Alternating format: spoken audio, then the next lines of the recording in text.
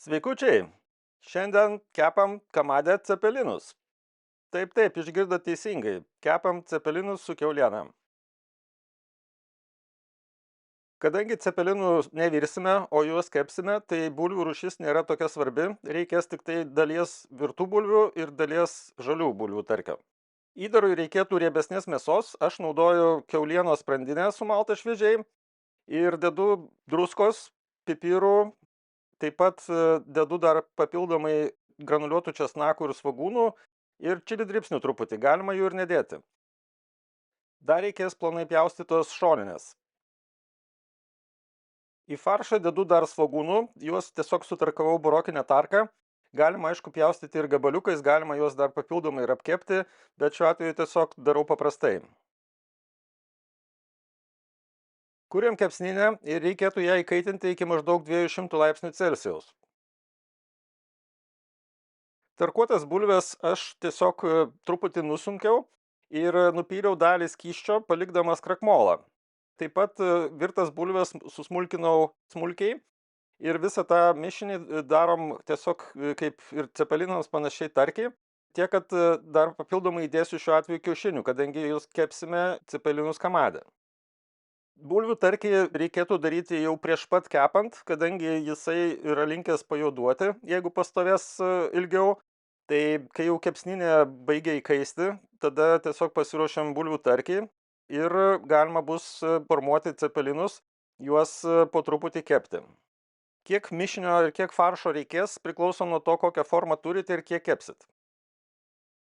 Kai jau uždegtukas sudega, dedu į kepsninę sistemą ir dedu deflektorių. Nes kepimas pakankamai aukštoj temperatūroj ir jeigu nenaudosim deflektoriaus, tai tokiu atveju gali prisvilti apačia, reikėtų naudoti. Na ir kepimui patogiausia naudoti keksiukams skirtas formeles, tai jų būna didesnių, mažesnių, priklausomai nuo to, kokią turit, galit panaudoti. Taip yra daug paprasčiau suformuoti patį cepeliną ir jį kepti.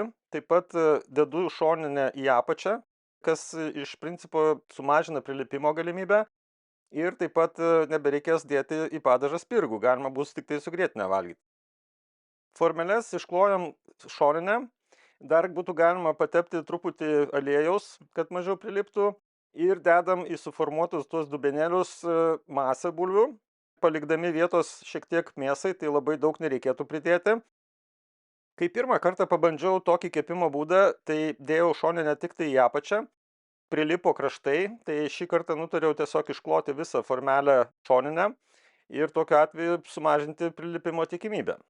Kai jau visas formeles paruošiam, tai yra įdedam bulvių tarkio, galima dėti mėsą. Tai nereikėtų persistengti tiek ir su tarkiu, tiek ir su mėsos kiekiu, nes viršų dar reikės uždėti vėl su bulvių tarkiu ir jeigu bus per aukštas tas visas dalykas, tai tiesiog gali išskysti ir išplaukti viskas bekepant. Man patinka riebesnė mėsa šiuo atveju, tai tiesiog irgi rekomenduoju pasirinkti, kad būtų šiek tiek riebalo. Kadangi kepant kamadą tikrai gana išsausėja bulvės, tai reikia daugiau, kad būtų riebalų, tokiu atveju bus geresnis skonis. Aš prisipažinsiu, kad cepelinų virtų pats niekada nedariau, tai netgi ir pirmą kartą darant tuos kukulius vis tiek gavosi pakankamai lengvai ir paprastai, tai nereikia tiesiog persistengti su tešlos to tarkio kiekiu. Ir reikėtų šiek tiek tas bulves nusunkti, kad būtų masė tokia truputį tvirtesnė. Tai tokiu atveju tiesiog suformuojam ar su šaukštu, ar su rankom, kaip jūs norit. Ir galima daryti juos šiek tiek didesnius ar mažesnius priklausomai nuo jūsų formos.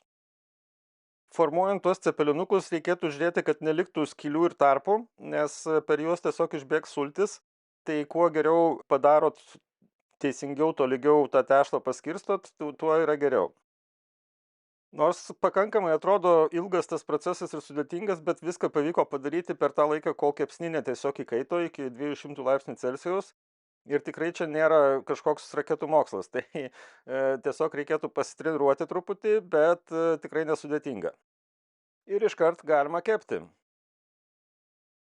Aš dar rekomenduočiau, jeigu turite įdėti į kamadą nulašėjimą indą, tam, kad išsiskiriančios sultys tiesiog nevarvėtų ant deflektoriaus, Tai nėra ten labai daug to viso turinio, bet vis tiek kažkas nuvarva, tai geriau būtų įdėti. Tokiu atveju mažiau prisvils ir bus geresnis skonis. Kad viršus mažiau išsausėtų, tai rekomenduočiau naudoti kažkokį aliejų. Aš šiuo atveju papurškiu tiesiog su alyvuogių aliejum, bet galima dėti bet kokį aliejų kitą. Ir tiesiog dar papildomai uždedu druskos ir pipirų. Priklausomai nuo to, kiek dėjo, tai tarki patį druskos, galbūt jos ir nereikia, aš šiuo atveju dar pridedu papildomai. Viso kepimo metu palaikom pastovią temperatūrą, tai yra apie 200 laipsnių Celsijaus. Temperatūra šiuo atveju yra svarbi dėl to, kad jeigu jinai bus per žema, tai bulvės nespės tinkamai iškepti, o jeigu bus per aukšta, tai tiesiog susvils. Mano optimaliausia temperatūra yra apie 200 laipsnių. Visas kepimas užtrunka maždaug apie valandą laiko ir aš matuoju temperatūrą mėsos viduje, jinai turėtų būti apie 70 laipsnių.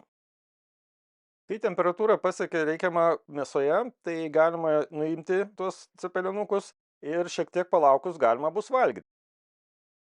Kadangi formelę buvau išklojęs šoninę, tai praktiškai gaunasi iš karto ir spirgai kartu, ir patys cepelinukai. Tai jeigu dar mėsa riebesnė, tai tikrai spirgų papildomai nereikia, užtenka tik grietinės. Tikrai labai skanu ir rekomenduoju pabandyti taip išsikepti. Skanaus ir iki kito karto.